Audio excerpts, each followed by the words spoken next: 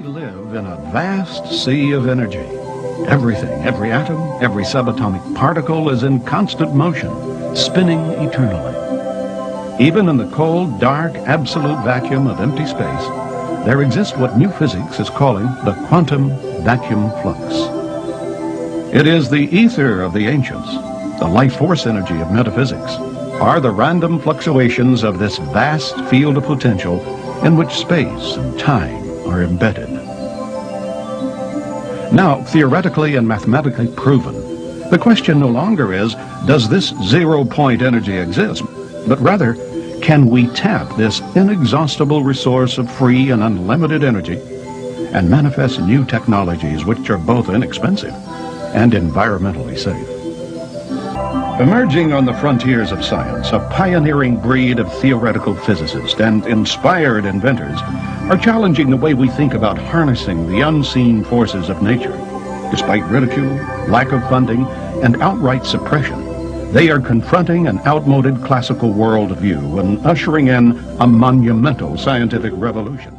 All the way through this investigation, it was clear to me that if you understood the structure of the vacuum, the structure of the foundation of creation, you could reproduce it in a technology.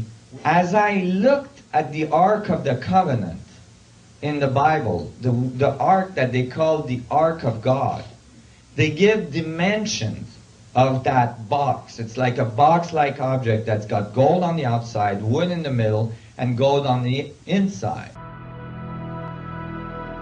The book of Exodus in the Bible is very clear on how to build the Ark of the Covenant.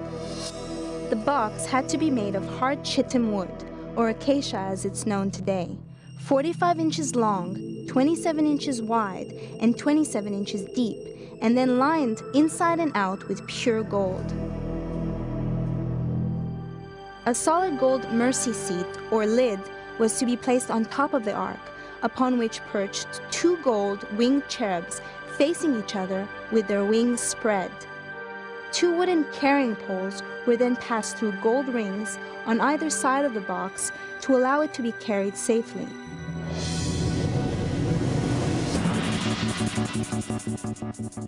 But the Bible also says the ark erupted in a shower of sparks and flames, killing those who touched it and laying waste armies.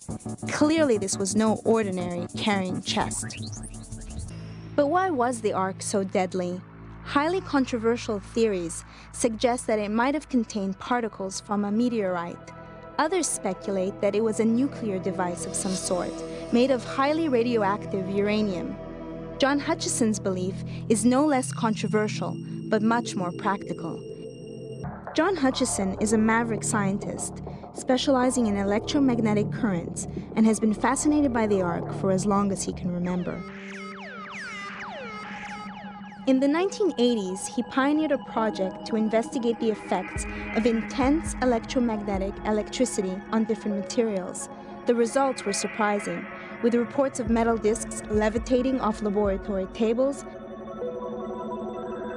wooden planks fusing together with metal rods, solid metal balls liquefying, and heavy apparatus lifting off the floor. The experiments became known as the Hutchison effect. Although controversy still surrounds his work in this field, there are many scientists who have validated Hutchison's pioneering research. He believes that it might have been a high-voltage capacitor, part of some lost, ancient technology. According to his theory, when it was carried across the hot desert, the 2 gold cherubs on top of the box collected huge amounts of static and electromagnetic electricity, causing the entire outside of the ark to be negatively charged. With the hard acacia wood acting as an insulator between them, the inside of the box, also gold-lined, would have become positively charged and would have been able to build up and store a lethal voltage, zapping anyone who touched it. If this theory is true, then 3,000 years ago, this would have indeed seemed like God in a box. Well, that's a capacitor.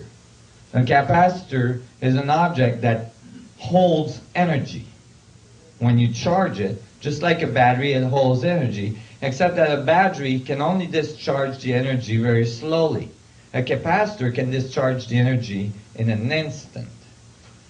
So when I looked at it, I thought, well, that's a neat capacitor. It would be quite large in capacitance. It would be a very high level, a lot of capacitance. It would have really high voltage.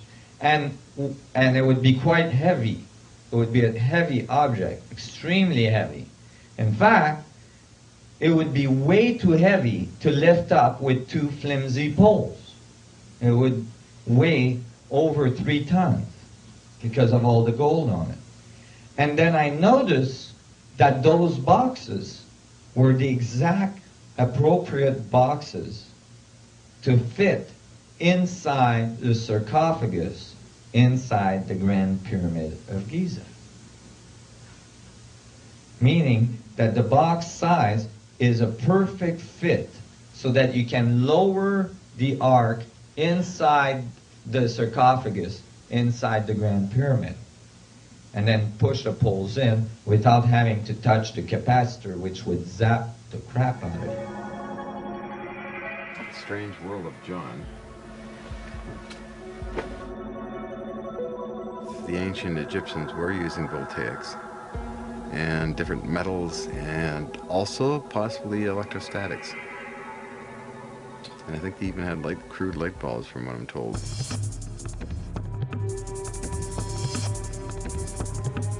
John's built a scale model of the Ark using the same acacia wood, but 2 brass eagles instead of angels. He's attached the box to a powerful transformer to test how it will react to a high voltage charge. Even here, the dangers are very real. I've heard a story 30 years ago from a radio broadcaster where they built a replica of the Ark in a university, and this thing actually electrocuted somebody, and the project was shelved because it was too dangerous.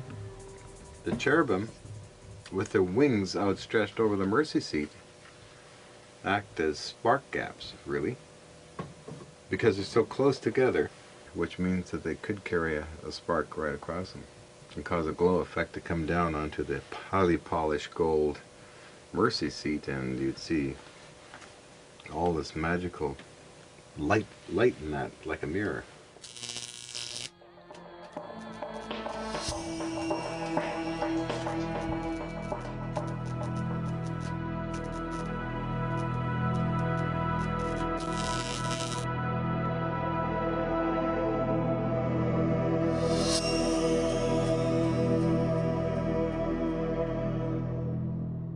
One of the more controversial theories on the Great Pyramid at Giza is that it was an energy source built at a specific location to harness a strong, natural electromagnetic field, like other ancient sites such as Glastonbury and Machu Picchu. According to these theories, the king's chamber inside the Great Pyramid functioned like a huge capacitor and stored this charge, causing those inside to have out-of-body experiences. Could this really be true? I had to find out for myself. What I find the most intriguing about the king's chamber is this basin here. It's made out of quartz and granite, and it's the same cubic capacity as the Ark of the Covenant. 45 inches long, 27 inches wide, and 27 inches deep. What was it used for? Could it have been that the Ark of the Covenant was placed in here, and that's how the pyramid came to life? So it was a perfect fit. And I started to think, what would you want to carry in a capacitor like that? There must have been some extremely powerful energy source, energy device inside that capacitor. But in any case, Moses is taking 40 years to do a route that should have taken a year. Why? Because he's following the Ark. It's very clear in the Judaic tradition and in the Rabbinic tradition that the Ark is moving on its own. Whenever the Ark lifts and starts going, they would lift camp and follow it. And whenever the Ark would stop, they would stop and put a camp up. Sometimes they would stay there for 3-4 years before the Ark would start going again. So this ark seemed to have anti-gravitic capability.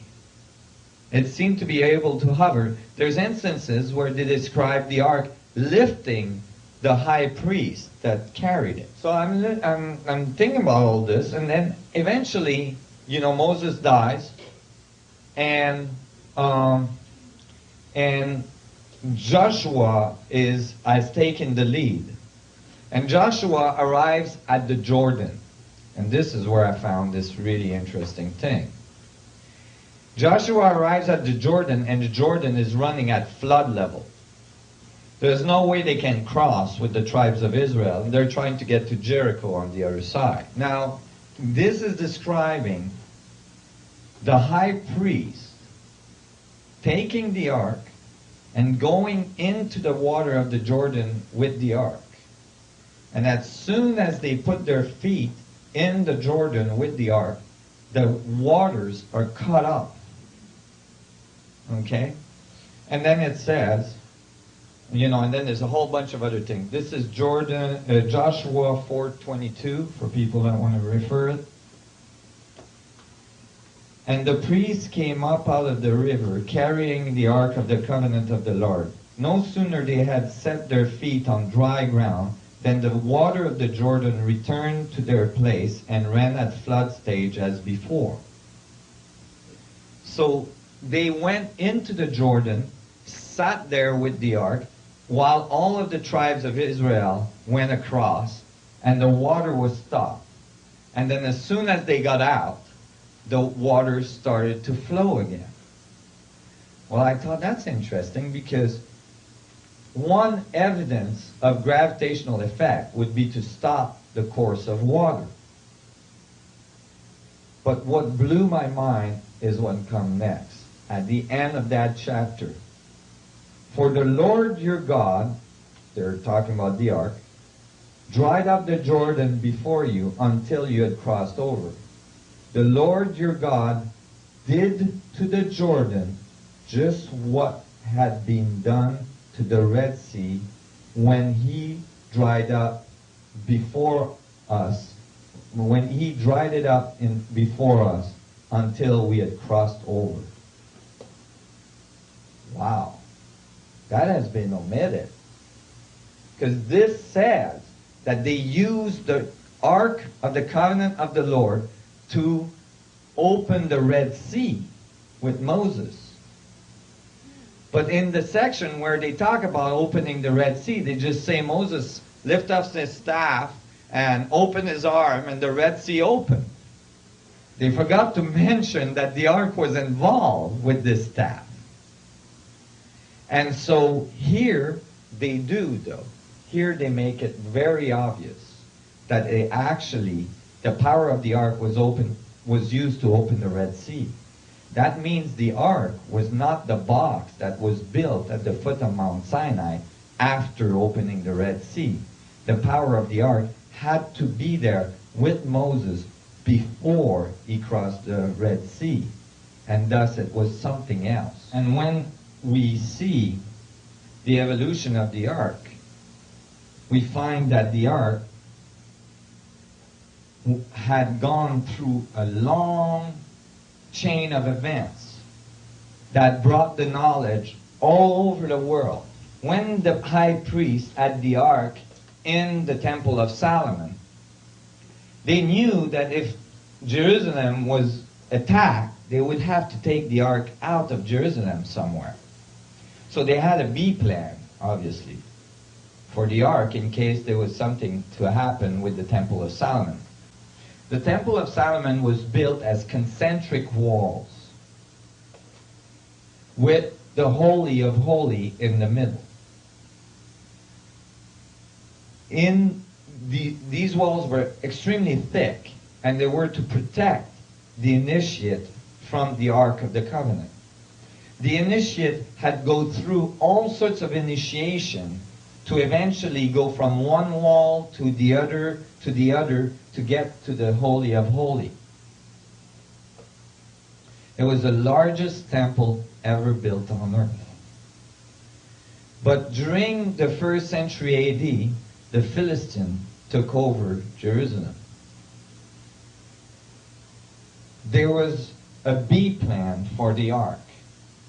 That B plan was called Essenes. So when they took the ark out of the Temple of Solomon, they brought it to the Essene, which was a community of high priests that was constantly being made ready in case the ark would show up. In the Essene scrolls that were found, you know that there was over 5,000 scrolls, or at least 3,000, scrolls that were found. There's only 100 that have been released to the public. One of these that was released to the public is a very, very eccentric scroll. It's not written on papyrus. It's written on copper. The copper that it's written on is the purest copper ever found on earth. What does the copper scroll... Now, obviously, the copper scroll were written on copper to make sure they would survive the ages. And what did the copper scrolls talk about? It talked about the coming of the ark at the Essene community. Much later, it seems like there was a Jewish contingency in France that believed that they were the direct descendant of Emmanuel, the Cathars. They were looking for the Ark of the Covenant. They started an order of knights to look for the Ark. That order was called the Knights Templar. Well, after years of research and so on, they came to conclude that the Ark had to be in Jerusalem somewhere, under the Temple Mount in Jerusalem. They were there and they occupied Jerusalem for many years. For 7 of those years, the Knights Templar themselves settled right beside the Temple Mount in Jerusalem and dug and dug and dug tunnels that are still there today. They're not accessible. You can't go there. They're blocked and they're heavily guarded. In any case, the Knights Templar dug for 7 years and found zilch. Well, they found a lot of documents, and that's in history books, but they didn't find the Ark. It just happens that while they were there digging, the king of Ethiopia was in exile. There was a revolution in Ethiopia and was brought in exile to Jerusalem. And when he heard the Knights Templars were looking for the Ark, he went to them and said, I have the Ark. It's in Ethiopia. And there, in Ethiopia, you find ancient traditions that talk about blonde hair, blue-eyed people, Europeans, coming during those years, liberating the country, and building all sorts of things. Now, when you find these things they built, you know they didn't build this with conventional means. Because when you find the things they built in Ethiopia, you find that those are churches. One of them is a church that's a big Knights Templar cross type of structure that is not built, actually it's cut into the stone, like laser cut into the stone, and then it's cut inside it and then emptied out. This huge chapel, right? Basically cut, like sculpted right out of the stone. Only one person has been able to interview the guardian of the ark today. One priest in Ethiopia is chosen to guard the ark, and he has to be pure of heart. And when he's chosen to guard the ark, he never leaves the chapel where the ark is. From that moment on, he stays there for the rest of his life. That high priest gave one interview, and he gave it to Graham Hancock, and it's in the book, The Sign and the Seal. As a correspondent based in Nairobi in Kenya during the early 80s, I frequently visited Ethiopia. It was on my beat. It was a place I went to very, very, very regularly. And during visits as a reporter to Ethiopia, I came across the extraordinary, seemingly extraordinary claim that the Ethiopians make to have possession of the lost Ark of the Covenant. The Ark itself, as in Indiana Jones' Raiders of the Lost Ark. Now, people who don't know, this is mentioned in the Bible. It's supposedly a sarcophagus or something. Well, a wooden box. It's very clearly specified in the Book of Exodus. It's a box which consists of gold and wood. So there's an outer box of gold. Inside it a box of wood. Inside that another box of gold. I'll just mention in passing that gold is a superb radiation shield. Right. And the whole aura that surrounds this box in the Old Testament is of a dangerous and deadly object. If you touch it, you can be fried by it. Or if you touch it, you die. Yeah. There are many accounts of people being struck dead by bolts of fire shooting out from the ark. Now, what the Bible tells us was in the ark was the 2 tablets of stone, upon which the 10 Commandments were written by the finger of God Himself. Okay. And so they were seen as the energy source of the ark, which were divine, supernatural, which sent out these bolts of fire and allowed the ark to lift up into the air. There are many accounts in and out of the Bible of the ark being used in battle, of the Israelites carrying it into battle, of it lifting its bearers off the ground, charging towards the enemies of Israel. There's an account where the Philistines briefly steal the Ark of the Covenant from the Israelites. They seem not to know how to handle it. They open its lid, and then within days they're all dying. Tens of thousands of them die. They file past it. They look at it like a tourist object, and tens of thousands of them die. And the Bible states that they died of cancerous tumors. Consistent with radiation poisoning. It sounds like radiation poisoning. So all these things intrigued me, and especially so when I went to Ethiopia and went to the sacred city of Aksum in northern Ethiopia during a time when Ethiopia was locked in a deadly civil war. Okay. And this town was in a very hotly contested zone. It was extremely difficult to get into. And I found myself in the presence of a monk who was the guardian, claimed to be the guardian of the Ark of the Covenant. He sat out in the grounds of a little chapel annexed to an ancient cathedral, Christian cathedral, called the Cathedral of St. Mary of Zion. And he said, yes, the Ark of the Covenant is in there. Now, what's the conventional view is that it either is a myth or that it has gotten lost or something, well, right? Nobody knows where it is. Let me just come to that first. What really tweaked my attention, because remember those accounts in the Bible of how the ark strikes people dead and causes cancerous tumors. Well, these guys, the guardian of the ark, once he's appointed as guardian, he must stay as guardian for the rest of his life. But what I found, and he can never leave the grounds of that little chapel. But what I discovered was, because over a series of visits, I met a series of these individuals because they had very short lives. And over just 2 years, two of them died. And I again went and met the third one. That's amazing. And he had developed cataracts over his eyes. And I said, why? What's happening to your eyes? Because I'd noticed that previous ones had that problem as well. He said, the ark is doing it to me. And I said, why? What is the ark doing to you? And he just said, he looked at me very, very level, and he just said, the ark is a thing of fire. And I knew that he was telling the truth, that there was something in there that scared him, and that at the same time he was burdened with the responsibility for guarding and protecting So I began to feel, actually, there's a really intriguing story to tell here. Yeah. And over a number of years, I went into it in some depth, while I was still pursuing economic and business and stories about wars and famines. I was also interested in this.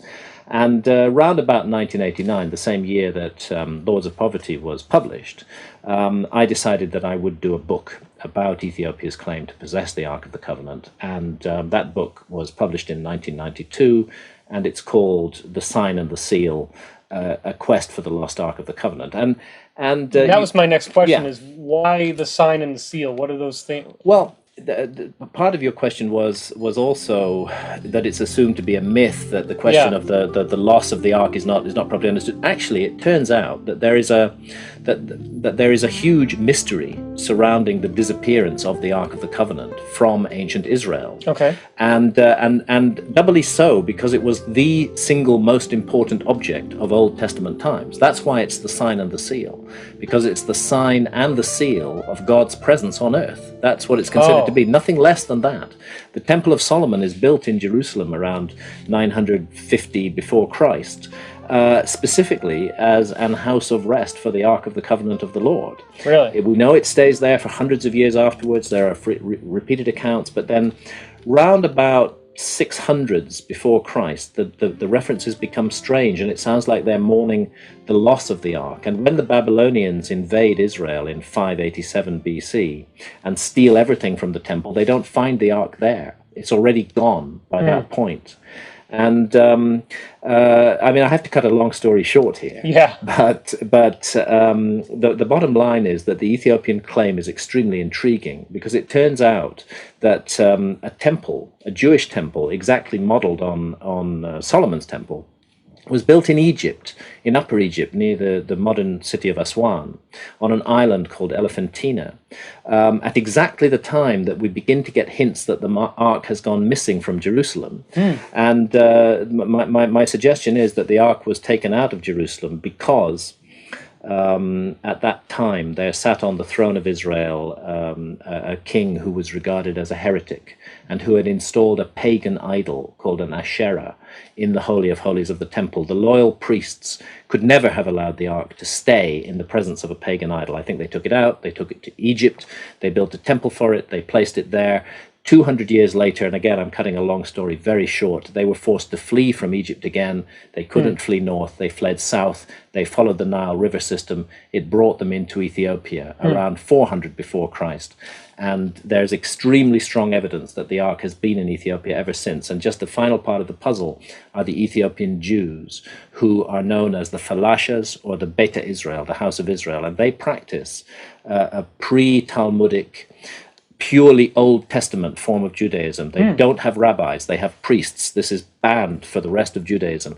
They do perform sacrifices supposed not to be done by the rest of Judaism. They have a very ancient Old Testament form of Judaism. Wow. And so I began to feel there's really a huge story to tell here.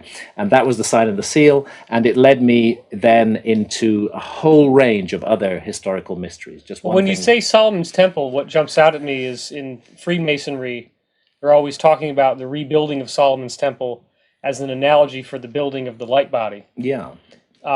So if Solomon's Temple was where the Ark of the Covenant had been stored, then what is the relationship between that and Masonic lore and history? Well, that's very interesting. I mean, the Freemasons trace their origins back to Hiram Abif, to the original builder, the architect of Solomon's Temple. Right. There's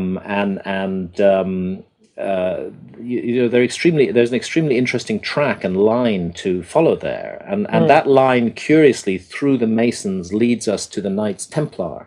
Right. And that was also a feature of my study in the Sign and the Seal, because I found evidence that when the Knights Templar rose to power, and we're talking the late 1100s after Christ, that their primary mission in Jerusalem was not to protect pilgrims on the road between the coast and the city of Jerusalem, but actually to search for the Ark of the Covenant. They took possession of the Temple Mount, where the Temple of Solomon had stood until it was destroyed by the Babylonians.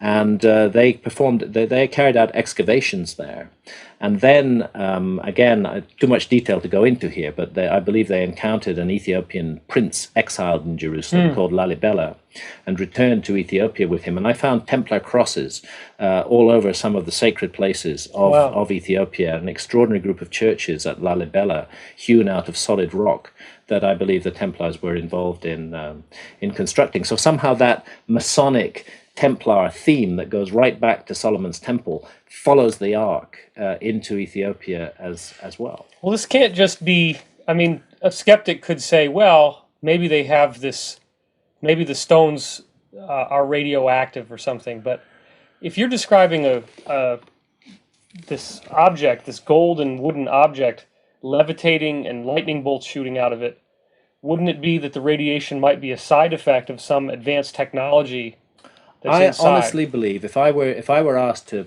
place a bet on this, my bet would be that the Ark of the Covenant is an out of place artifact. It is a piece of technology. It's a piece of high technology. Now, I trace that back through the lineage of ancient Egypt.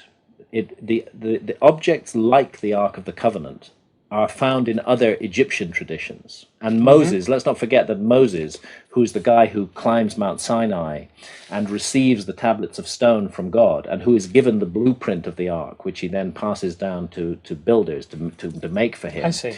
That Moses is reared in the household of the Pharaoh. He is groomed as a future Pharaoh of Egypt. Now, he breaks away from that, but to be groomed as a Pharaoh is no light thing. It means that Moses would have been a master of Egyptian magic. He would have known Hekau, everything that the Egyptians knew about magic. And I believe that incorporated into the ancient Egyptian system, it was, first of all, a powerful belief in magic and the powers of magic. Not superstition, but as a practical thing, a practical skill, a power that can be used in the world.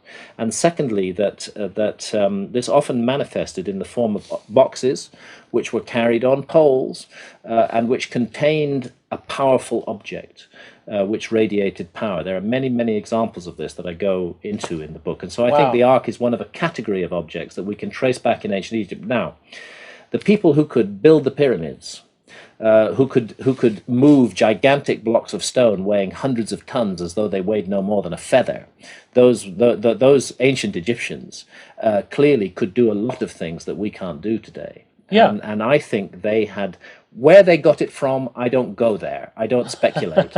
But I do argue that they were the masters of a sacred technology, a kind of magic, and that this was manifested in the Ark of the Covenant. And the Ark of the Covenant was taken out of that system and carried off to Israel, but it continued to be a powerful object. I mean, it seems like if the Knight Templars are spending that much manpower and time and resources searching for this Ark, that they must have felt that if they had possession of it, that they would gain some really important capabilities by possessing it. Yes, I think they absolutely did feel that. So what might those capabilities be? This is the power of God. Defense system? This is first and foremost within their system of ideas, and indeed within the system of ideas of the religion of Israel. This is the power of God. This is literally, you know, the sign and the seal of God's presence, as I say, right. and a manifestation of His power. So if you can direct and control divine power in some way, then you're the master of the universe. And I think that ultimately the Templars were seeking power, magical, divine power, through the Ark of the Covenant. I don't think they got it. I don't think it was ever brought back to Europe. I still think it's in Ethiopia. I think that the Ethiopian claim is stronger than any other. There are some loose traditions that the Ark is buried under the Temple Mount, that it's buried in a mountain in Jordan, but none of these are associated with a modern, ongoing, continuous tradition of veneration of the Ark of the Covenant. There's only one country in the world where the Ark is still venerated as a living object, and that is Ethiopia. And they've become masters of concealment. There are tunnels and systems underneath Axum where the Ark can be carried away from any threat. The whole city is an armed camp, thousands of men with guns, and not to be taken lightly, because these are the men, the Tigrayans, who overthrew the dictatorship of Mengistu Haile Mariam. They're a powerful force, and the Ark is everything to them, and they protect it with their lives. But there are stories of escape routes, of tunnels, of places that the Ark can be taken out, and one very intriguing story from 1896, when the Italians invade Ethiopia. and the Italians were met by an Ethiopian force carrying the Ark of the Covenant, and the Italians were utterly defeated. It was the greatest ever defeat of a European by an African army in the whole history of the world. No kidding. And the Ethiopians also attribute that to the power of the Ark. So I think it's a very serious claim that they have. So it has like a remote influencing ability, like it made them unable to fight somehow? No, it strikes people dead. Oh, really? Okay, so if the people that run it can direct their minds to... Yes, there's a sacred lineage involved in running it, and you know, so these are the mysteries that I went into and explored. But now, Raiders of the Lost Ark. I mean, it's a silly movie on some level, but isn't that Nazis looking for this Ark of the Covenant? That's Nazis looking for the Ark of the Covenant, and there is a story that I've been told by a number of eyewitnesses in Ethiopia that the Nazis, when later on in history, not in the 1890s, but the Italians came back in the 1930s, and they occupied Ethiopia for about 4 or 5 years, just before the Second World War and at the beginning of the Second World War. And there are accounts of Nazis with Italian troops coming to Axum and of the Ark being taken out through the tunnel system and hidden in a mountain and then brought back in when they came back. So, and the other thing I'll say about Raiders of the Lost Ark is, actually it's a pretty good film. And in terms of the extraordinary supernatural power that it shows the Ark possessing, that is in every sense literally correct to how it's described in the Bible. Exactly like that. Wow.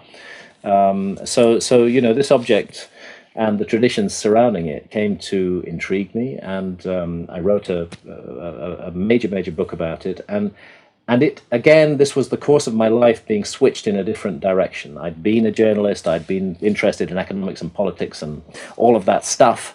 And a series of accidents led me to the Ark. The investigation of the Ark, in turn, brought other synchronicities and occurrences in my path that led me in further directions. For example, because Moses and his Egyptian background and the Egyptian background to the Ark is so important, I had to go to Egypt for the first time, and suddenly I found myself confronted by the pyramids and by the extraordinary mysteries of Egypt, and how Egypt just appears almost overnight, out of nowhere, in the Old Kingdom, just capable of doing almost anything. They running water, sanitation, and incredible architecture. Which you know, the architecture like that, it cannot be developed overnight. It requires a long tradition of skill, and yet that tradition is hidden from history. So, as my friend John Anthony West puts it, it looks like ancient Egyptian civilization was a legacy of something else. Wow. And that's when I began to consider the whole possibility of a lost civilization. However, in 1904, a British archaeologist, Flinders Petrie, came across an Egyptian temple at Serabit el-Khadam, a short distance away, which was dated back to the time of Moses and the Exodus from Egypt. Serabit el-Khadam was dated back to 2600 BC. Why was there a major ancient Egyptian temple so far away from Thebes, built on a remote mountaintop? When Petrie excavated the site, he found evidence of furnaces, crucibles, and tools, as well as a large amount of white powder mixed with sand. This was clearly much more than just a temple. A place of science and worship? Could this possibly have been where the Ark of the Covenant was built?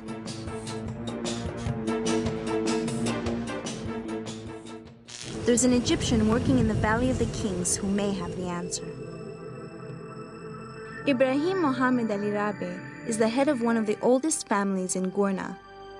And there is few family. His great-grandfather helped excavate in the Valley of the Kings, and his detailed knowledge of the area has been passed down through generations. We live in the tombs of the noble here. The Gurna people, when they come, they used to live inside the tombs, and they start to build their houses outside the tombs.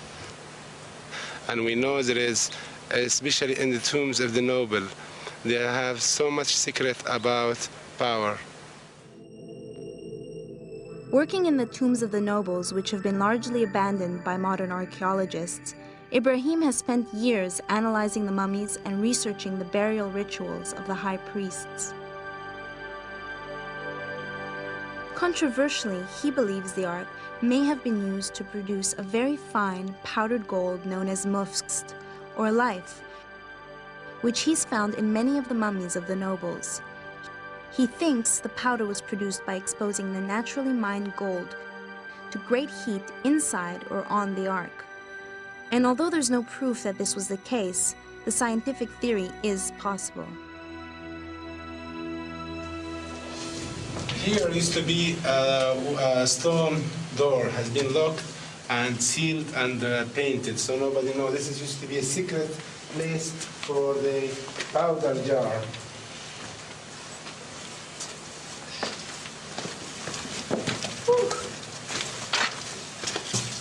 Here we are in a secret place where they used to put golden powder and the white powder inside jar. And this inside jar used to be in one of these small rooms here inside. But the jars are broken, so someone stole what was inside. Yeah, somebody broke them actually because they found them sealed. They don't know the secret. Yeah. They just broke them.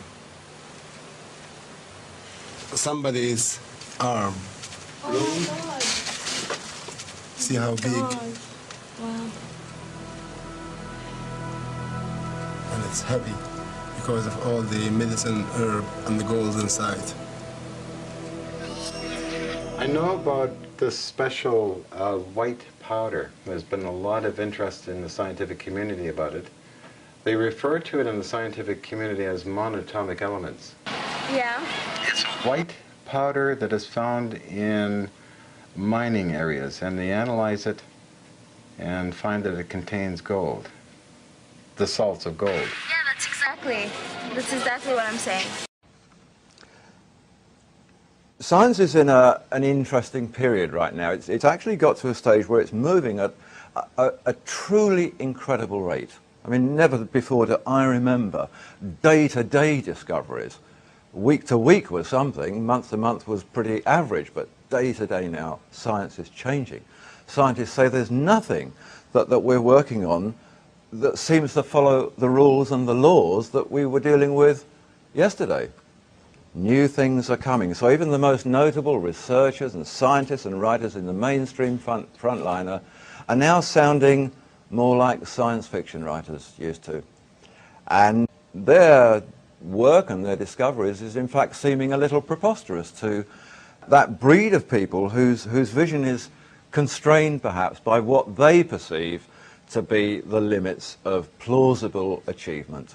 The people who feel that it was all learned, done and dusted with passing that last exam. Now it looks as simple as that. It looks just like a little white powder that on the face of it could be anything. That particular powder, not so long ago, was a sliver cut from a 24-carat Canadian maple leaf gold coin.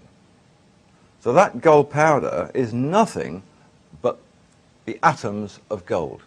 It's called asymmetrically deformed high spin. It's a high spin element because the way that the nucleus is shaped and the way that the electrons spin around it changes. And it's gold in a very shocked and frightened state that simply says, I don't know what I am anymore, I'll just fall apart. It would be the same whether it was atoms of platinum or any of those metals that are classified as noble, transition group metals, the science call them. The interesting thing about it is that within the space of time that it takes to transform a piece of gold into that, we move through analysis in a situation where here it tests as gold. Here, it doesn't matter what analysis you use. You can use spectroscopy, neutron activation, chemical analysis, whatever you like. It won't tell you it's gold. It is not gold anymore. It's a very strange and unique form of silica now. And this has caused a lot of interest in the scientific world. They've actually established now that those things which are the prize valuable metals are actually constructed of atoms that aren't metal. The only thing that is metallic are the bonds, the little gluons that hold the atoms together and form the solid. And once they've gone, the metal goes, the colour changes, the colour just disappears. this material has become enormously important. It's become important in terms of the medical industry, it's become important in terms of the power generative industry, it's become important in terms of fuel, and therefore it moves from the operating table of the local hospital into the spacecraft somewhere up there. This is a material of great magic. In today's world, the Institute for Advanced Studies in Austin in Texas has described these materials as exotic matter. It can think of no better way to explain them. They're exotic. They conform to no rules, and that they're not like anything else they've ever known. They are not on the periodic table of elements. Science has never known about them until the last few years. When Lost Secrets of the Sacred Ark was first published, and that was 10 months ago, there were scientists claiming then that there was no such thing as monatomic gold. Well, that was their view then. These are some of the things that we get in today's scientific press. There is masses of this information, all about monatomic gold, about nanowires made from monatomic elements, and about their uses in various forms of technology, how important they are, how they can communicate with each other, how they resonate with DNA, how they will contain and attract energy. It can't reconfigure itself as metal. What it actually is little strings of atoms, like the top picture there. They're called clusters or microclusters. Scientists are calling these wires now. They're really like DNA strands. They group together in little clusters, like the bottom part of the picture, and form these little clusters. So what we're seeing in the powder that we were just looking at, every grain of that powder is one of these clusters at the bottom. Little groupings of single atoms just hooked together, but not by anything metallic. The reason that these scientists hadn't heard about it a few months ago was that they weren't the scientists that were working on it. Scientists now are incredibly busy, busier than they've ever been before. They are so wrapped up in what they're doing and their new daily discoveries that the physicist in this room here wouldn't have a clue what the chemist is doing in his room down the corridor. Neither of them would know what the botanist is doing in the office across the road. So when these things come to them from other areas, they're surprised. It's new to them.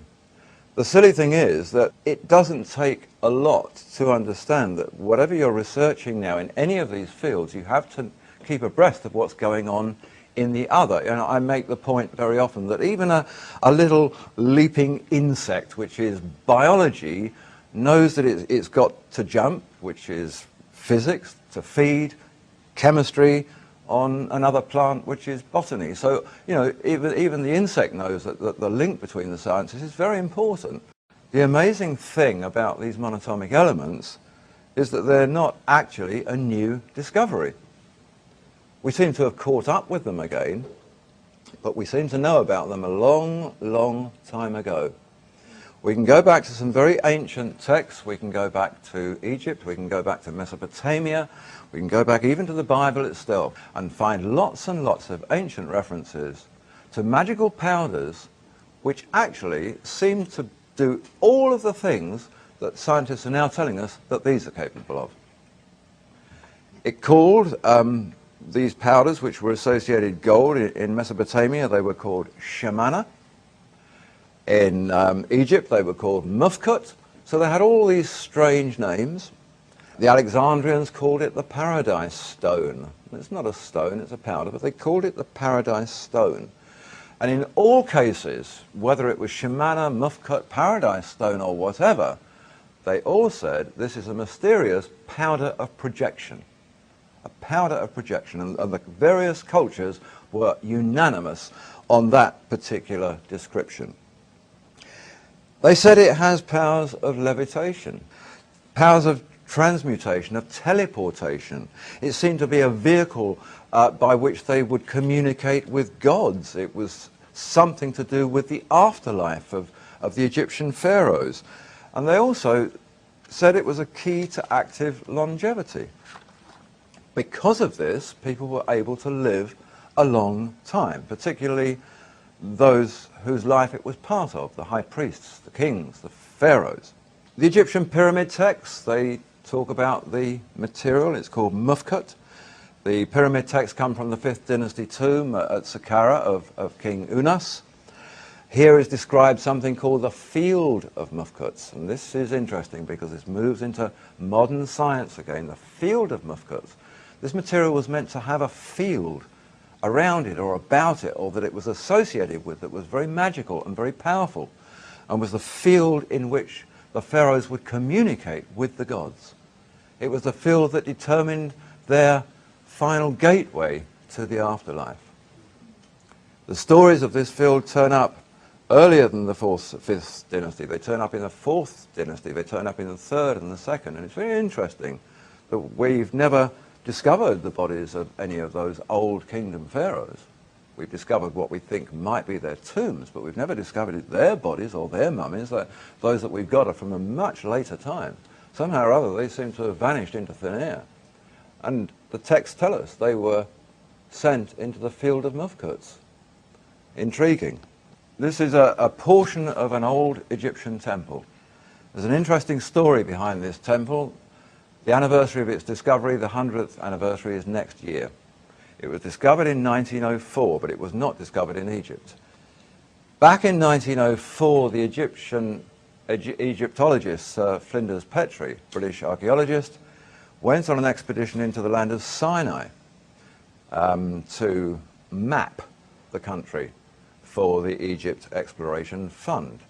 And that was the land apparently where Moses had taken the Israelites and they'd crossed this land of Sinai to get from Egypt into the Promised Land. And en route there, they'd stopped at this amazing mountain. And this was the mountain where Moses saw the burning bush. It was where he received the 10 Commandments and the Book of the Law. It was where he seemingly spoke with God and where they built the Ark of the Covenant. And this whole story is full of accounts of fires and all sorts of amazing magical things going on. Anyway, they decided to climb this mountain. They climbed it. 2,500 feet above ground level, they found a great plateau with this temple, an Egyptian temple in the middle of nowhere. 270 feet of it on this plateau. Another equal amount of it back inside a cave that was carved into the mountain. This thing was very important. At the time, they didn't know what they were looking for, they didn't know what they'd found, but they found a secreted hoard of pure, unadulterated white powder, which they said they winnowed and they sieved and they tested. There was nothing there, no residue of anything, just this amazing powder, which he said would disappear into your fingerprints. It was so fine. It seemed to have been an operative workshop, he said, more of a place of work than worship. The whole thing was dedicated, it seems, to mufkut and the production of mufkut. Every pharaoh from the 4th dynasty to the 19th dynasty was portrayed there. Every pharaoh had stated things that were written on tablets in this mountain. So these wall reliefs depict, going through the pharaohs of numerous dynasties, strange presentations. This is an example of one. This is drawn up by the Egypt Exploration Fund, this particular one from a relief. This is Pharaoh Amenhotep III. This is an 18th dynasty pharaoh. And the caption, these are all captioned in hieroglyphs. It says, Shebek Hotep brings the noble and precious stone to his majesty. He is the guardian who brings the bread because he is the great one over the house of gold. So we have this, and we have this fellow here called Shebek Hotep, a treasurer fellow who's holding in the middle of the picture this cone-shaped object. So the association is there, and there are numerous of these. And once that had been discovered in this Sinai temple, the moment Egyptologists went back into Egypt and began to look, they kept finding these. Mufkut, cones, bread, light. It was about bread. It was about something the kings ingested. They were eating this material that was formed into little cakes, but it was a powder. The Old Testament book of Exodus gives us a really good example of this in operation. It took the longest time before anybody even thought to ask a question about this little bit of the story in Exodus. Many of you will know the story.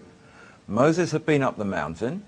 He'd come down with the Ten Commandments, and then he broke the tablets because he got terribly angry to see that his brother Aaron had collected all the gold earrings from the Israelites and melted them down and made a golden calf as an idol of worship. And he said, well, that may be the way we used to do things. We don't do that anymore. We have this new culture here that we're part of, and I've just spoken to the Lord of this culture, and we don't worship graven images anymore. And he got very angry. And then it says this, that he took the golden calf, he burnt it with fire, he transposed it with powder, mixed that with water, and fed it to the Israelites.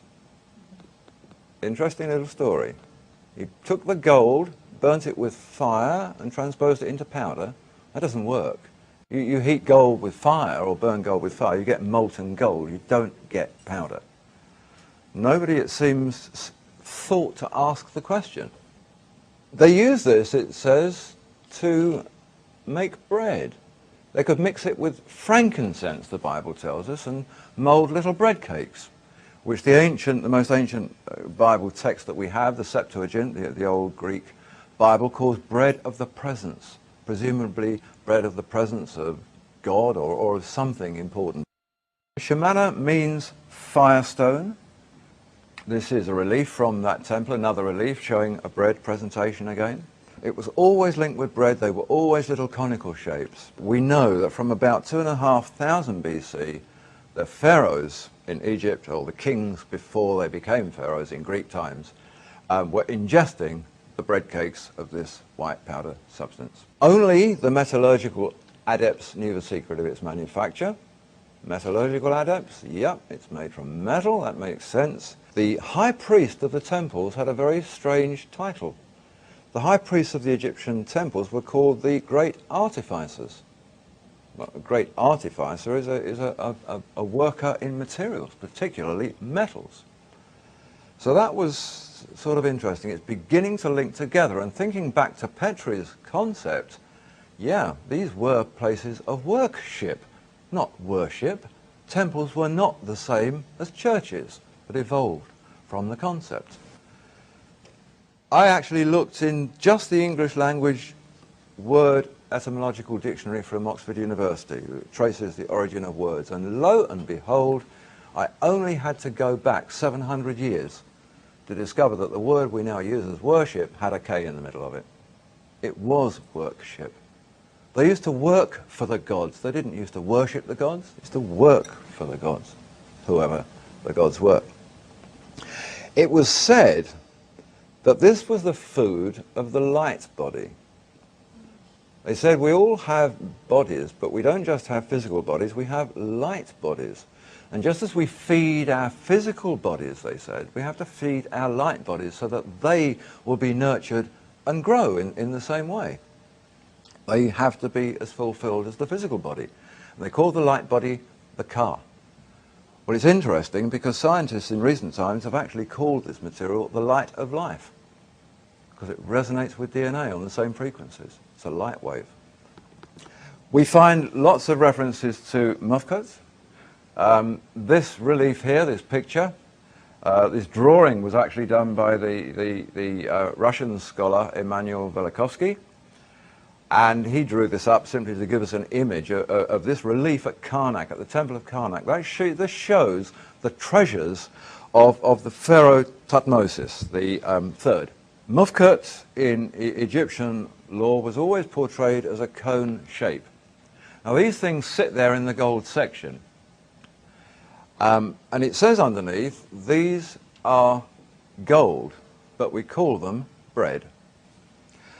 1450 BC, roughly, Thutmose founded at this temple at Karnak a college, an institute at the temple of scholarly, priestly types who were called the Great White Brotherhood. The Alexandrians wrote of them and said they were called the Great White Brotherhood because they were absolutely obsessed with a mysterious white powder. And they made some interesting comments. They said that they call it the Paradise Stone, And it has unique qualities in as much as that it can weigh far more than its own original quantity of gold. But even a feather can tip the scales against it. So it can be a lot heavier than the gold it came from, or it can be lighter than a feather. This stuff has the ability to change its weight very, very dramatically. It's always, in the old text, associated with light, with enlightenment, with illumination of some sort. It's a light illumination that seems to have to do with the acquisition of knowledge and wisdom, that sort of illumination and enlightenment. It's clear from the evidence of all these ancient things that it didn't matter what they called things. It didn't matter that they didn't understand perhaps the true science that we're beginning to understand now. What they did know is that it worked. It did certain things. And they told us about that. So even if they didn't understand it, they presented things as sort of communicating with gods and priests who were able to disappear before their very eyes and things. But these are all things that this enables to be done now. In Greek mythology, it was the one substance that sat right at the very heart of the Golden Fleece legend. It was what the quest was all about, the secrets of manufacture of this material.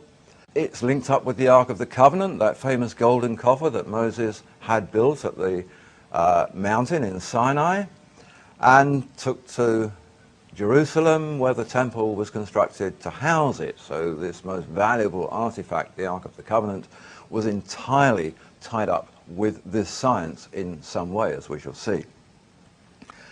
Mysterious processes concerning gold and things automatically ring alchemy bells. Pictures of wonderful wizened old chaps in medieval times with all sorts of potions and fires and things burning away, all trying to perfect this thing called the Philosopher's Stone, which Harry Potter has reminded us of yet again. It was in the middle 1600s, 1660, that Britain's Royal Society was founded and established and chartered by King Charles II, and it was that establishment of that society that embodied and led to the great discoveries of people like Christopher Wren, of Edmund Halley, of Isaac Newton, Robert Boyle, and all of these tremendous characters that emerged in the 1660s and 70s to make scientific discoveries that had never been made before. And most of those were made on the back of the fact that they were pursuing alchemy. They were searching for the Philosopher's Stone, and during the course of it they made lots of other discoveries. Just like today in space research we get for our households all sorts of other wonderful spin-offs. The discoveries of things like gravity and whatever were spin-offs from looking for the Philosopher's Stone. There was one particular fellow classified today as an alchemist, although he was simply called a philosopher at the time. He was truly revered as a great master by the Newtons and others of the day. This fellow was called Irenaeus Philalathus. And for Irenaeus Philalathus was reckoned to be the ultimate master in that period.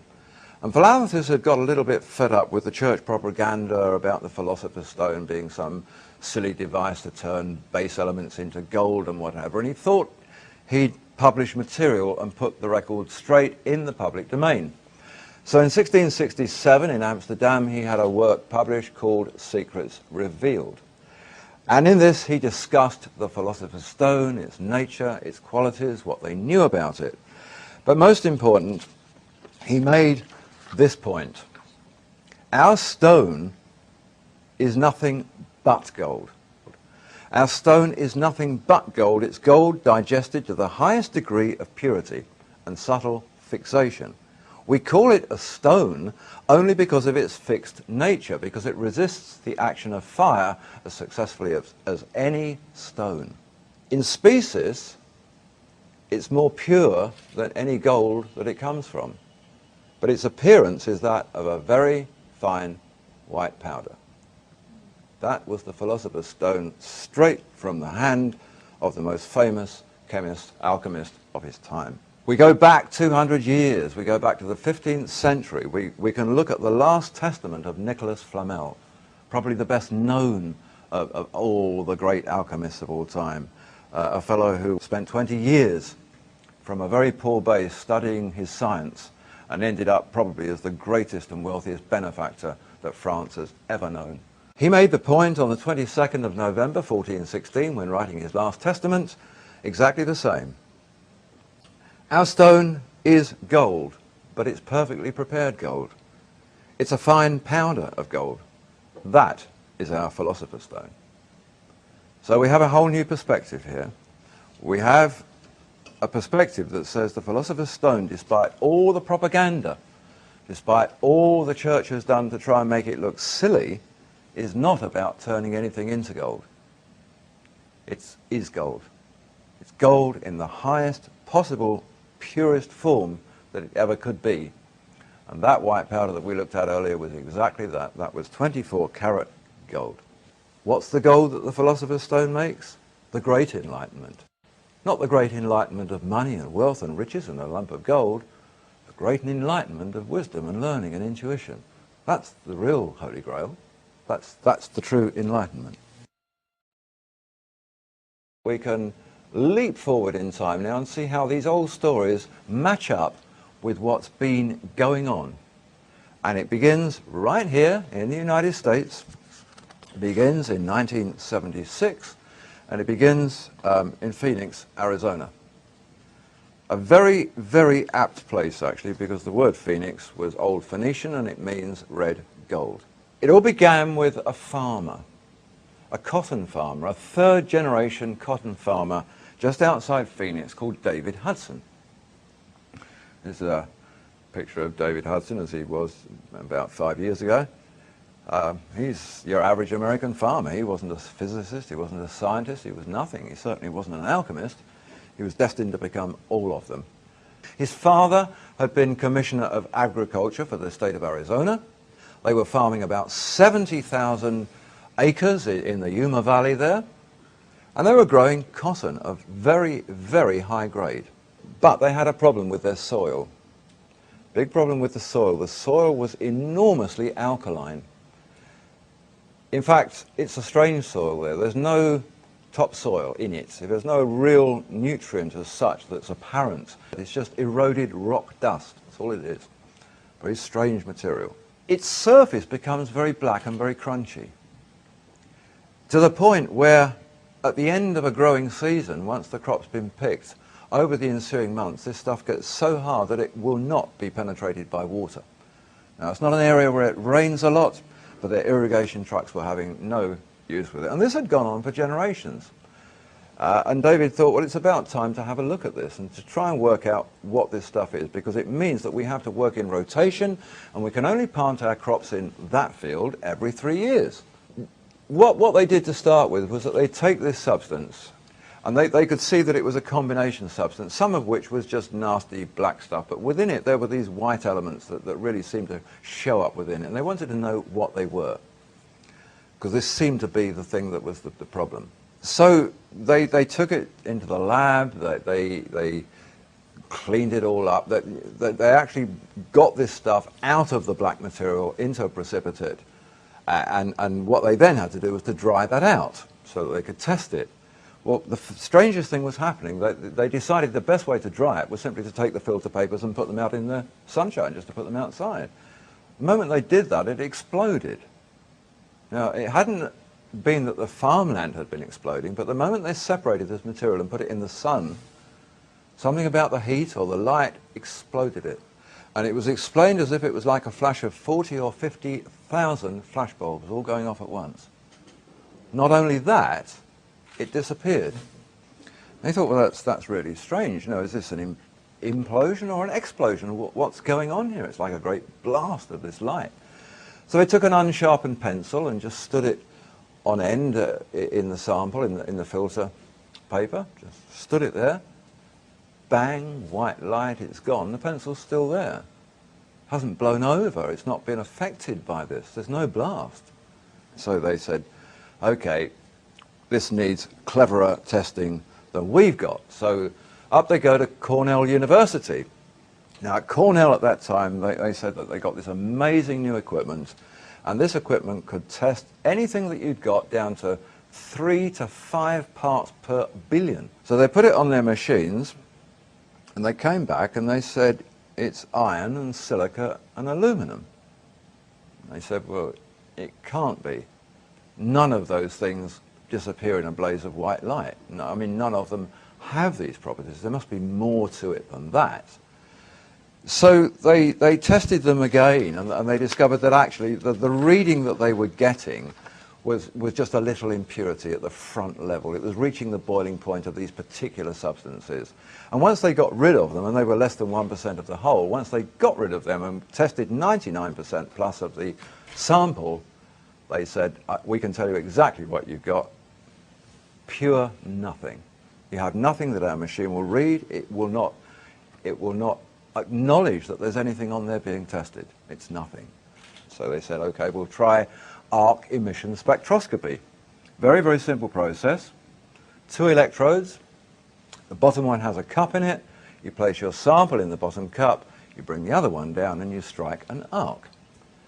That arc heats up and ionizes what's in the sample, and one by one, as it reaches the boiling temperatures of each of the constituent elements, it will read them off and tell you what's there. So if, for example, you put a motor car engine in there, its first reading would tell you it was water, because it was reading the cooling system. When the water had all boiled away, it would then tell you it was metal. So that's the way it works. So anyway, they put the stuff in there, and the same thing happened. They said it was iron, silica, and aluminum, and that was it. Nothing was recognizing it. It was not listed. It was totally unknown to science, this strange white material that would disappear from vision. Well, then the Russians came along. The Soviet Academy of Sciences. We're now into the 1980s, well into the 1980s, and the Russians said, we've been telling you guys in the West for the longest time, you really haven't got much of a clue when it comes to analyzing materials. Your electrodes burn away before you can reach the boiling temperature of some of your materials. Carbon has a lower boiling temperature. These electrodes are made of carbon. They're burning away before whatever it is has heated up enough. So it's not reading it. Russians said you need to burn this in an arc for 300 seconds, not 15, which was common in the West. 300, 5 minutes. So they go back to base and they put the material in, and it begins. Within 15 seconds, iron, silica, aluminum. They all expected that, and then it's nothing. But the arc now is carrying on burning, whereas the Western style one stopped. And suddenly, at 70 seconds, it says it's palladium. After palladium reads platinum. After that, as the various boiling temperatures were reached, came ruthenium, rhodium, iridium, and at 220 seconds, osmium. Every one of the platinum group metals was in this substance. It was them. It just wasn't showing up at them as them in a metallic way.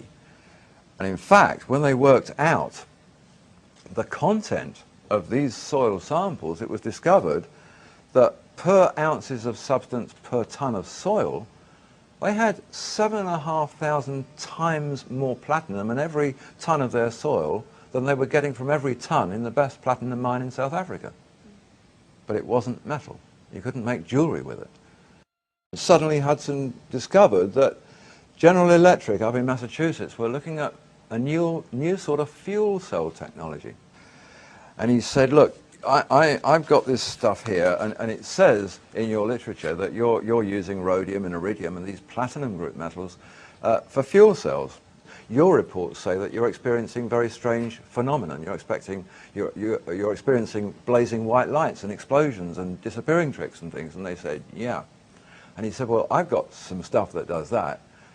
And they said, yeah, don't worry about the white light explosions. We know all about those. Don't worry about the disappearing tricks. We know all about those. And he said, great, tell me all about them. And they said, no, I mean, we don't understand them. We just know about them. We know that it happens, and that's where we're leaving it. You know, it happens. We don't want to understand it. We want to make fuel cells. Well, David wanted to understand it. It was then decided that since this stuff was going to be proven as a kind of material that could be used in fuel cells, they said you ought to get down to the patent office and lodge a patent on this. You know, you need to lodge it because somebody else could discover it and stop you from working with it. So that's what he did. And there's a portion in the application where you have to do tests with weights and measures. Well, the funny thing about this material was that they'd noticed that its weight was fluctuating. So he said, well, like when? You know, at what stage do we weigh it? They said, well, you're just going to have to keep heating it and cooling it and heating it and cooling it and seeing what the mean weight is. So they got this machine, which is called a thermogravimetric analyzer, and they started doing this weighing. Well, it was actually quite remarkable. They managed to get readings during heating that took it to a weight of less than 0. They managed to get readings during cooling that took it to anything up to 700 times its original weight. Think of the Alexandrian Paradise Stone. These powders will outweigh their original quantity of gold. They can also be lighter than a feather. That was exactly what it was doing. But during the process, there was one particular moment in time where the weight fell very quickly and very dramatically at that moment, and it fell by 44% suddenly. But what they noticed was something really odd, because the less than 0 weight that they were getting didn't make a lot of sense. It was sitting there in a pan in the lab on effectively weighing equipment. The pan itself weighs something. You have to compensate for it before you put the other material in it. But what they discovered was that it was reading all of these 0 weights, below 0, but they thought, well, what about the pan? That should weigh something. So they tipped the material out and put the pan back, and it suddenly weighed more without the material in it than it did when it was in it. This stuff was not only levitating, it was carrying the pan with it. And they learned that this stuff has the power to give levitational qualities to its host. So they carried on and they thought, well, we've got to do these other things for the application. We've got to see if it's conductive.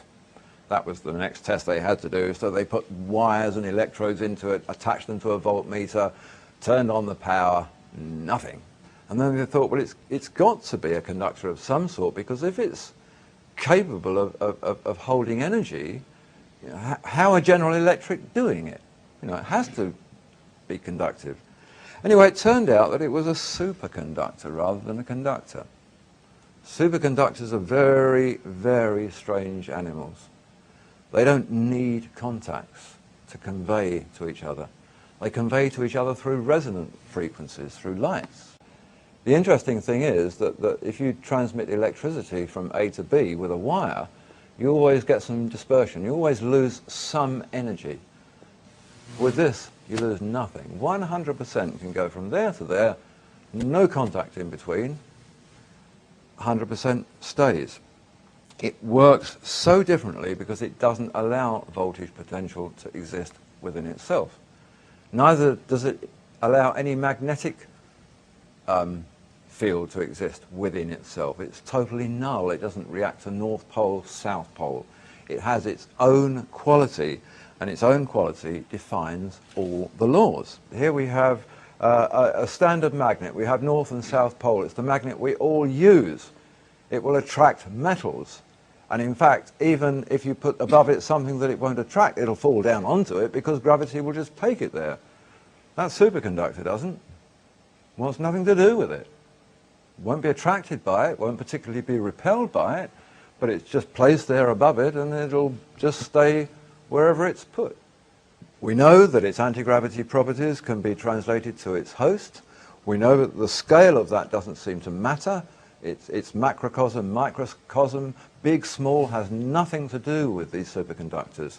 So in as much as that tons of it were discovered at this Egyptian temple, dating back to the 4th dynasty, at the time they were building the pyramids, and we know that this stuff was very capable of transferring its weightlessness to the pan in the lab or whatever else one might associate it with, it would be equally as capable of helping them move the most enormous stones to build pyramids, which incidentally the stones themselves contain. You don't even have to get them from outside. Sandstones and limestones contain these elements in a natural form.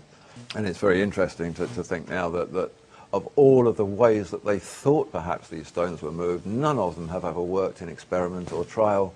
This does. So they discovered that this stuff would levitate, they discovered it would disappear, they didn't quite know why or where it went to, and they knew that it was important for energy. They knew that if it was a superconductor, it could attract energy, it could store energy, and it could distribute energy. Yeah, fuel cell, that's what we're looking at here. The old stories of the powder and the Ark of the Covenant began to ring bells here about this potential that they had the ability with the use of this material to store and distribute enormous quantities of energy. So Hudson got very, very, very excited about all this, and he went along to the Institute for Advanced Studies in Austin, and he met with the director there, a fellow called Hal Puthoff, who many of you might know or know of. And Hal Puthoff is famous for his studies of zero-point gravity and vacuum energy, that sort of thing. What Puthoff had established, he'd been working on gravity calculations by the Russian physicist Andrei Sakharov from the 60s, and he'd been working out the mathematics for this, and he'd worked out that matter was capable of resonating in different dimensions that weren't ours. But what he calculated mathematically from Sakharov's work was that the moment it begins to do that, at that moment, the moment you know it's on the change, just hooking into the beginnings of another dimension, it will automatically lose 4/9 of its weight. And Hudson went along, he said, look, this is really interesting because 44% mine's losing, and that's the same, it's the same figure, 4/9. And so they agreed, well, yeah, I mean, it's because this stuff is beginning to resonate in another dimension. That's what's happening to it. It should disappear totally, he was told, if it carries on, and he said, it does. Disappears totally. We don't know where it goes, it just disappears. So they decided to test this. And they said that, look, the way to do it is this. If you have a little pile of powder in a pan, and it becomes invisible, that means it's still there, but you can't see it. So if you've got a spatula and messed it up in the pan, it would come back, when it comes back, in a mess. But we suspect that yours won't. We suspect it will come back in the same shape that it disappeared in. And that's exactly what happened. It didn't come back in a mess. It came back looking exactly like it had disappeared, in that same perfect shape. There you are, they said. It's not invisible. It has simply moved out of our space-time, and it's now been brought back into it. What we've seen over the past 6 or 7 years now is an increasing awareness in the science press of the DNA links with these materials and how important they're becoming. They've talked about how they can be used to re-coordinate the uncontrolled division of body cells. This particular article here from Scientific American, the way it reads is this, that they place these elements at the end of the strands. The researchers examined the electrical properties of short lengths of double helix DNA in which there was a ruthenium atom at each end of one of the strands. Mead and Khayyam, the scientists, estimated from earlier studies that a short single strand of DNA ought to conduct up to 100 electrons a second. Imagine their astonishment when they measured the flow along the ruthenium-doped double helix to find that the current was up by a factor of more than 10,000 times. It was as if, they said, the double helix was behaving like a piece of molecular wire. Wow. It's our monatomic gold wires. They're able to turn the DNA into becoming a part of its structure, or vice versa. The two things can become one. By this means that they build up an integrated circuit of light within the body, and they have the ability to perform cell correction. In today's world, the Institute for Advanced Studies in Austin in Texas has described these materials as exotic matter. It can think of no better way to explain them. They're exotic.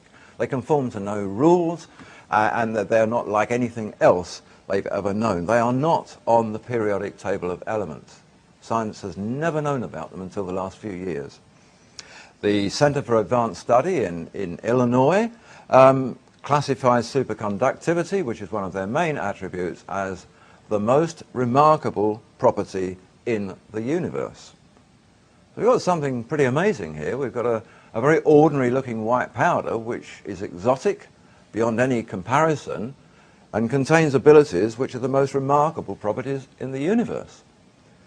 And yet it appears like some grains maybe of talcum powder.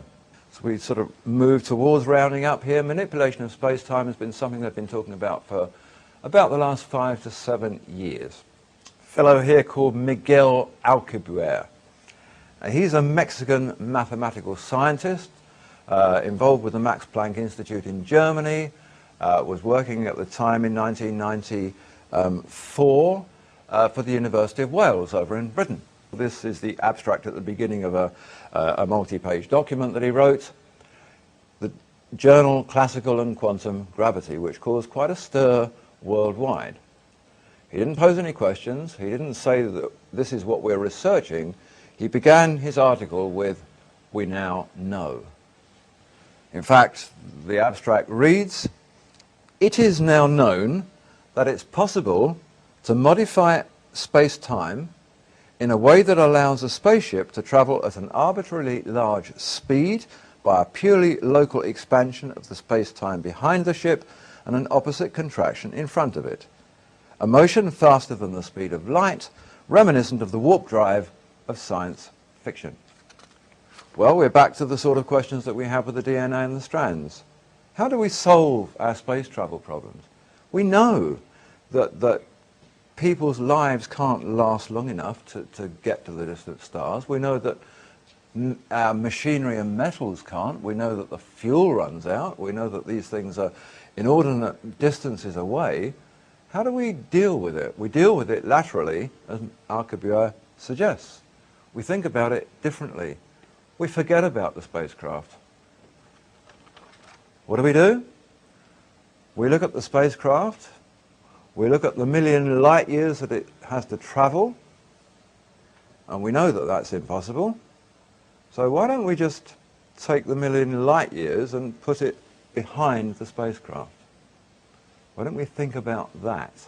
Why not move the space-time instead of the craft, so that with zero propulsion and no time having gone by, it can move through a million light years because you've simply screwed that up, tossed it behind it, opened it up again, and it says, "It is now possible to modify space-time." Well, yes, it is.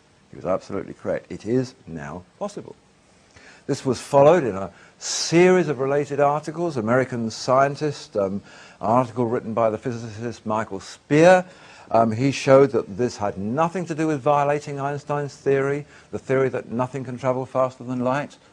It didn't violate that at all, because nothing would be traveling anywhere. It would be staying still. Space-time would be moving. The acceleration rate, he said, would be enormous in theory, but there wouldn't actually be any. The true acceleration would be zero. Fuel consumption, zero. Time taken, zero. Distance traveled, million light years, maybe. So the question was raised, okay, it's possible, how is it possible? What's the device that makes it possible? And the answer came back loud and clear: exotic matter will be needed to generate distortions of space-time. The next question that went back was, what is exotic matter? Exotic matter, here's the description: it has the curious property of having a negative energy density, unlike normal matter that we're familiar with, that makes up the people and the planets and the stars, which has positive energy density. The necessary exotic device is an operative superconductor. And in fact, the list of what exotic matter is the same list of every attribute that applied from the research tests on monatomic superconductive elements. They're the only substance ever to have been classified as exotic matter. What's needed to generate distortions in space-time? Exotic matter. What does bending space-time mean? It means the ability to move from one dimension into another. What did this stuff prove that it can do? Move from one dimension into another and be brought back again. Nothing travels faster than light, they say, but we need to travel faster than light in order to make any headway. If traveling faster than light is impossible, the only alternative is to approach the problem from a different perspective. We must learn how to manipulate and distort space-time. The Ohio Aerospace Institute says that all of this is possible now because it's been recognized that space is just like any other matter. It has a form, it has a shape, it can be bent, it can be distorted. And how did they recognize that? Because when the white light explosions occurred, and 44% suddenly disappeared, it was a blaze of light, but light has no weight. So what was happening here? Light has no weight, it simply illuminates space-time. Oh, maybe it's the space-time that weighs 44%. Yes, it was. Space-time has weight. So were the ancients saying about the Shemana and the Mufkut? It was all the same thing. Every description of these substances was always the same. We think about the Bible story, we think about how we can make monatomic elements now. We need electronic devices, we need fire, we need all sorts of things. But we need electricity. In one way or another, we need electricity. And this is the one bit of the equation that has to be got through very quickly, because this is our last remnant, we think, about electricity. How are we going to produce electricity to manufacture our fuel cells if we don't have the fossil fuels to have our power stations? We get electricity from its most natural source, which is around us all the time. What we need is a device that will attract electricity, that will store electricity, that will discharge electricity in a very controllable form, in enormous quantities. However, we need to do it. That's all the Ark of the Covenant ever did and all it ever was. If you look at the construction of the Ark of the Covenant, it is no more than a model for every capacitor made today, whether it's a capacitor for lighting up street lighting or whatever. An insulated, double-plated box with a positive and a negative node at the top. That's it, that's all it is.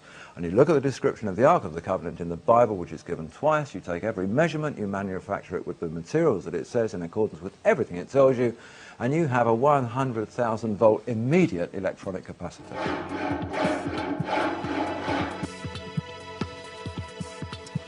Although the Bible does say it was lined inside and out with pure gold, the team estimated it would cost more than $10 million, not to mention the weight. If it had a 9-inch slab of gold on top, which is 8, 9, whatever, if it had a solid slab of gold that was 3 feet by 5 feet, plus the box, plus all the other gold, plus the cherubims, it would have to be close to 2 tons. How many guys did they say carried it? 4. That's what, I believe people were a lot stronger back then, but 2 tons?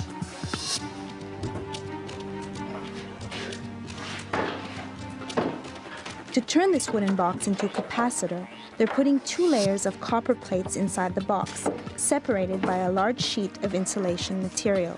Each layer would be 1 plate of the capacitor. And when it's charged, one would develop a positive charge, one would develop a negative charge.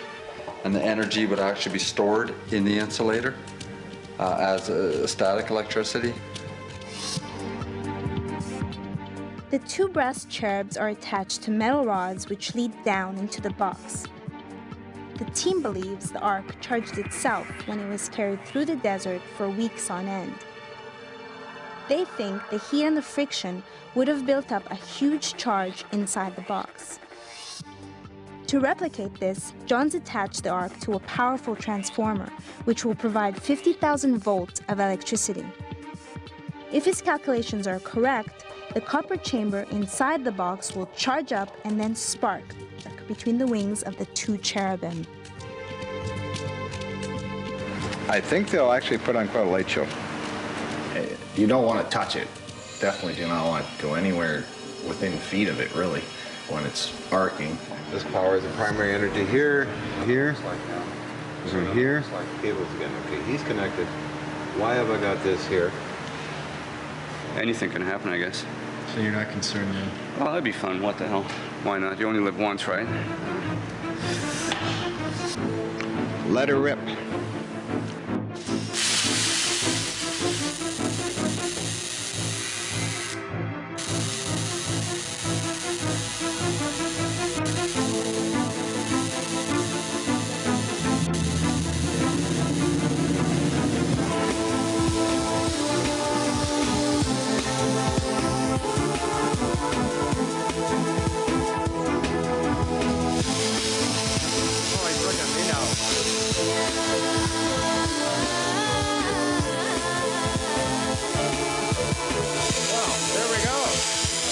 High tension, high voltage, 50,000 volts. Blast and clear.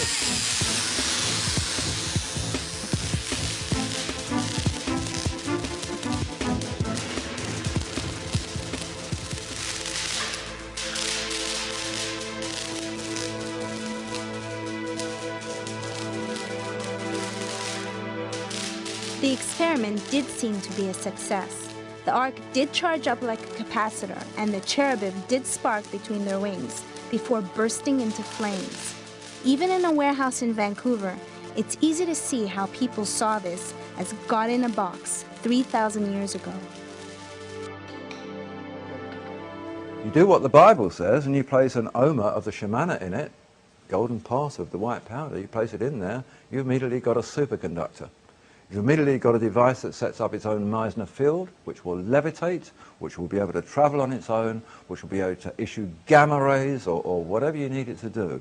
A very, very powerful device. We have to go back to these very simple devices that simply pull it in and hold it and issue it. The Ark of the Covenant is not wrongly named. It's spelt with a K in the Bible because that was the Greek way of spelling it. In every other language it's spelt with a C, and electronic arcing actually comes from that very same word. What do you think would happen if the Ark was to be rediscovered today? What would the political ramifications be? I've had reason to think about this recently. It's just a fact, and it's a rather spooky one, that the three mainstream monotheistic faiths, Islam, particularly in its Shia manifestation, Judaism and Christianity, all have fundamentalist elements which all make reference to the Ark of the Covenant. For the character that the Shias call the hidden imam to return, and he by the way is the person whose return Iran is actively preparing for now, the Mahdi, whose name lies behind the name of the Mahdi army in Iraq. The hidden imam, the Mahdi, must recover the Ark of the Covenant and return it to the Temple Mount in Jerusalem before he can engage in what is seen in Shia tradition as the final battle of good against evil, which is interpreted in Iran as the battle of Shia Islam against the forces of the West and Judaism. Right. The Ark of the Covenant is the recovery and retrieval of the Ark of the Covenant, and its return to the Temple Mount in Jerusalem is the key that turns that process on, the process of Judgment Day or of the end of the world. It's the same for fundamentalist Judaism. There are groups such as, for example, the Temple Mount faithful in Israel, who are intent on building the third temple on the Temple Mount, and who would like to sweep away the monuments of Islam, the Al-Aqsa Mosque and the Dome of the Rock, and make it a site of fundamentalist Zionism. They too require the Ark of the Covenant in order to realize that apocalyptic dream, which they too see as the precursor to the end of the world. Yeah. And fundamentalist Christians make reference to the Book of Revelation, where one of the signs of the Day of Judgment is the reappearance and return of the Ark of the Covenant. So actually, in a weird kind of way, this ancient object that disappeared from the human story some 2,600 years ago, were it to be recovered today, could become a catalyst for some of the most extreme and ghastly apocalyptic visions that it's possible to imagine, and would undoubtedly be used as such by any one of those three groups that I've mentioned, whether I speak of fundamentalist Christians, fundamentalist Jews, or fundamentalist Muslims. For all of them, the access and control of that object would undoubtedly be used as a catalyst for a cataclysmic struggle. So I think it's a really good thing if the Ark just stays away from history for a while. It's interesting that the Ethiopians say that the Ark came to Ethiopia because God wanted it to be there, and that it's there to be hidden away, and it needs to be hidden away, and that they've been entrusted with keeping it hidden. And in an odd kind of way, that's the best thing they could do for the world, is to keep the Ark hidden and not return it into public discourse again.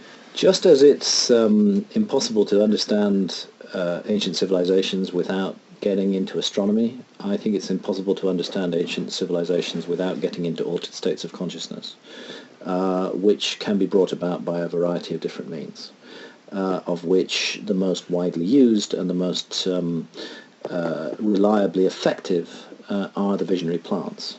But there are other techniques and methods for getting into deeply altered states of consciousness. And Terence McKenna has, I think, done more than, and I really want to pay tribute to that courageous and brilliant psychonaut, that incredibly gifted speaker, that gift from the universe to mankind that was Terence McKenna, who, you know, we've sadly lost, but who just brought contact with these realms to levels that everybody can understand through his incredible, his voice, his ability to express verbally the unexpressible. I think is better than anybody that I know. And the next step to human freedom is to move forward to societies that will allow and nurture the exploration of altered states of consciousness, rather as Aldous Huxley envisaged in his amazing novel Island.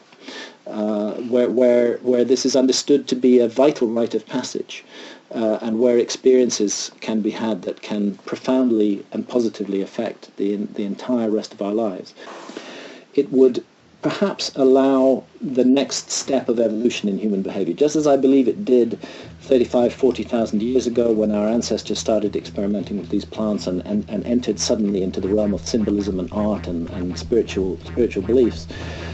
We too have got locked into a rigid technological framework. We're very good at technology, we have lots of different technologies, but we are still on a rigid path, and that path is proving to be self-destructive, and we need to step out of it, and these ancient plants are there to help us to do that, and we shouldn't fear that as a society. We should embrace it and responsibly use it to move us forward to the next stage.